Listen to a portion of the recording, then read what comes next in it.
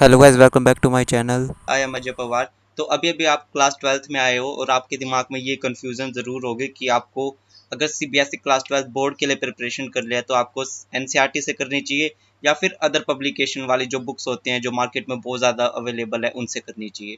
आज का हमारा टॉपिक है कि आपको कौन सी बुक बाय करनी चाहिए जो बेस्ट है क्लास ट्वेल्थ कॉमर्स के लिए। तो एनसीईआरटी में और जो अदर पब्लिकेशन है उसमें हम क्या क्या चीज़ें ढूंढ रहे हैं।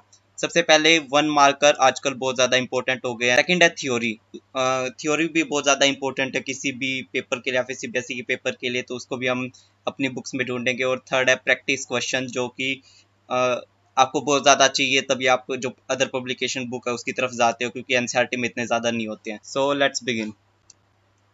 सबसे पहले बात करते हैं अकाउंटेंसी, जो कि क्लास ट्वेल्थ कॉमर्स के लिए बहुत ज़्यादा इंपॉर्टेंट है। सबसे पहले वन मार्कर, जैसा कि हमने पहले बोला था, एमसीक्यू, ट्रू फॉल्स, फिलिप्स। तो एनसीईआरटी में क्या, एनसीईआरटी की जो अकाउंटेंसी की बुक है क्या उसमें वन मार्कर क्वेश्चन है? हाँ, थोड़े बहुत हैं, पर सीबीएसई बोर्ड के लिए वो इनफ है। और अदर बुक्स में तो होते ही है, तो मतलब इन दोनों में ये दो पास हो गए हैं क्योंकि इन दोनों में है। सेकंड है थ्योरी। अब थ्योरी देखते हैं कौन सी बुक की बेस्ट है। देखिए, मैंने यहाँ पे एनसीईआरटी का बेस्ट लिख रखा है क्योंकि जो सीबीएसई का पेपर है वो एनसीईआरटी से ही आता है। अगर आप उसी बुक को रीड करोगे तो उसमें जो थ्योरी है वो उस बोर्ड के लिए इनफ है। और जो अदर पब्लिकेशन बुक है उसमें अच्छी है, पर जो सीबीएसई के जो क्राइटेरिया है उसके अकॉर्डिंग उसमें बहुत ज़्यादा अलग अलग चीज़ें डाल रखे हैं जो कि इतनी नेसेसरी नहीं है, पर उनकी भी अच्छी है। अब प्रैक्टिस क्वेश्चन, जो एनसीईआरटी में वो बहुत ज़्यादा कम प्रैक्टिस क्वेश्चन है, तो इसमें आप इस बेसिस पे कह सकते हो कि एनसीईआरटी आपको नहीं लेनी चाहिए। पर अदर बुक्स में है उसमें बहुत ज़्यादा एनसीईआरटी क्वेश्चंस हैं और आप बहुत ज़्यादा प्रैक्टिस कर सकते हो। अगर मैं रेफरेंस दूँ तो एनसीईआरटी तो सीबीएसई के द्वारा रेफरेंस होती है। और अगर अदर बुक्स में बोलूँ तो अकाउंटेंसी बाय डी के गोयल सर की बहुत ज़्यादा अच्छी बुक है। उसमें आप fill ups, true false, MCQ, unlimited of practice questions है, आप उसको बाय कर सकते हो। It's a good option. आगे बात कर लेते हैं बिजनेस स्टडीज की। बिजनेस स्टडीज के लिए आपको कौन सी बुक बाय करनी चाहिए? One markers.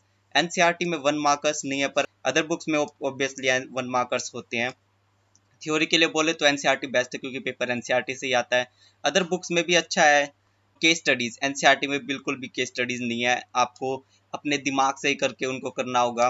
और अदर बुक्स में एनसीईआरटी अवेलेबल है।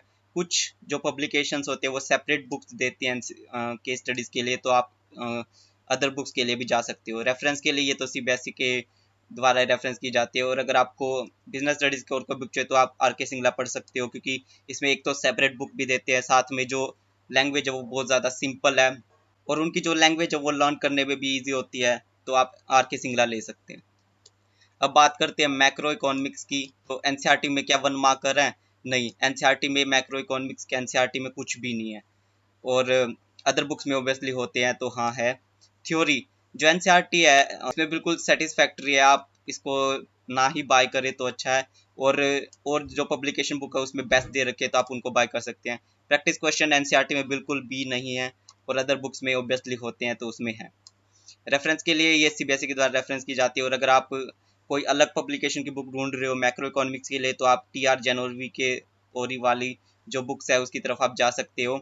और मैं आपको सलाह दूँ तो आप मैक्रो इकोनॉमिक्स की एनसीईआरटी है वो ना ही बाय करें तो अच्छा है। अब बात करते हैं इंडियन इकोनॉमिक डेवलपमेंट की। तो ये वाली सबसे बेस्ट बुक है जो एनसीईआरटी की मेरे को अभी तक लगी है। वन मार्कर्स हाँ इसमें है, अगर आपने चैप्टर अच्छी तरह से पढ़े तो आपको वन मार्कर्स इजीली मिल जाएंगे और अदर बुक्स में तो होते ही हैं। थ्योरी के लिए एनसीईआरटी बेस्ट है और अदर पब्लिकेशन की भी ठीक ठाक है। प्रैक्टिस क्वेश्चन, हाँ इसमें बहुत ज़्यादा प्रैक्टिस क्वेश्चन दे रखे हैं। और जो चैप्टर के लास्ट में जो प्रैक्टिस क्वेश्चन है वो अगर आप उन सभी को कर लेते हैं तो आप इंडियन इकोनॉमिक डेवलपमेंट में से 40 आउट ऑफ 40 स्कोर कर सकते हैं, क्योंकि ज़्यादातर पेपर उन्हीं में से आ सकता है। आप प्रीवियस ईयर के क्वेश्चन भी देख सकते हैं, अदर बुक्स में भी हैं। अगर आपको रेफरेंस के लिए चाहिए तो, अगर आपको और कोई अदर बुक चाहिए तो आप टी आर जनोवी के और ये वाली सर की जो बुक है वो आप दोबारा से बाय कर सकते हो। But NCERT Indian economic development की इनफ है। मैक्रो इकोनॉमिक्स की बोले तो आपको एनसीईआरटी नहीं लेनी चाहिए, अदर पब्लिकेशन के साथ जाना चाहिए। और अकाउंटेंसी और बिजनेस स्टडीज, उसमें आपको क्या करना चाहिए? अकाउंटेंसी के लिए आपको एनसीईआरटी बाय इसलिए करनी चाहिए क्योंकि उसमें जो थ्योरी है वो बहुत ज़्यादा अच्छी है और वन मार्कर्स के लिए वो बेस्ट है।